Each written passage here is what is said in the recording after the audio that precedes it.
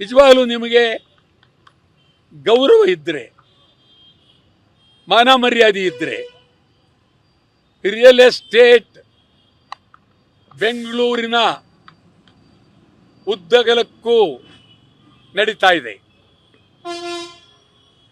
ಅಲ್ಲದೆ ಶ್ರೀಮಂತರು ಮನೆಗಳನ್ನು ಕಟ್ಟಿದ್ದಾರೆ ಬೆಂಗಳೂರಿನಲ್ಲಿ.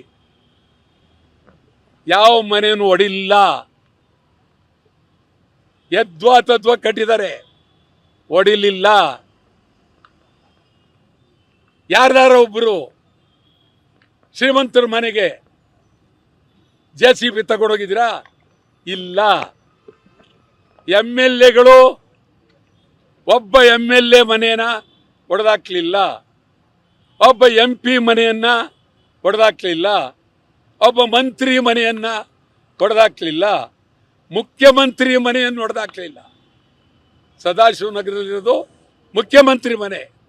ಅಳತೆ ಹಾಕಿ, ಅಗಲವಾಗಿದೆಯಾ, ನಿಮ್ಮದು ಕರೆಕ್ಟ್ ಆಗಿದೆಯಾ, ಸರಿ ಇದೆಯಾ, ಯೋಚನೆ ಮಾಡಿ. ಮಂತ್ರಿಗಳು ಇಡೀ ಸದಾಶಿವನಗರ ಶ್ರೀಮಂತರ ಕೂಟ, ಬೆಂಗಳೂರು ಎಲ್ಲೆಲ್ಲೂ ದಬ್ಬಾಳಿಕೆ. ಇದು ಅಕ್ಷಮ್ಯ ಅಪರಾಧ.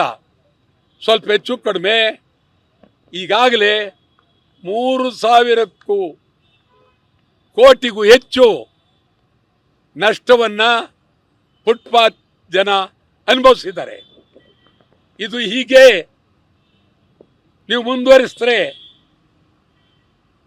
ಮಂತ್ರಿ ಹೇಳ್ತಾರೆ ನನಗೆ ಭಾಳ ಶಬಾಸ್ಗಿರಿ ಕೊಡ್ತಾರೆ ಅಂತೇಳಿ. ಏನು ಶಬಾಸ್ಗಿರಿ? ಇದರಿಂದ ಯಾವ ಶಬಾಸ್ಗಿರಿ?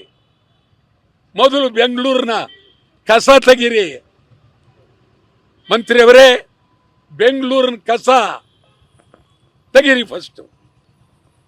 ನಿಮ್ಮ ಕೈಲಿ ಕಸ ತೆಗಿಯೋಕ್ಕಾಗಲ್ಲ, ಕಸ ಹೊಡೆಯೋಕ್ಕಾಗಲ್ಲ. ಅಧಿಕಾರಿಗಳು ಎದುರಿದ್ದಾರೆ, ಪೊಲೀಸ್ನವರು ಎದುರಿದ್ದಾರೆ. ನೀವು ಹೇಳ್ದಂಗೆ ಕೇಳಿ ನಡೀತಾ ಇದೆ. ಇದು ಒಳ್ಳೆಯದಲ್ಲ.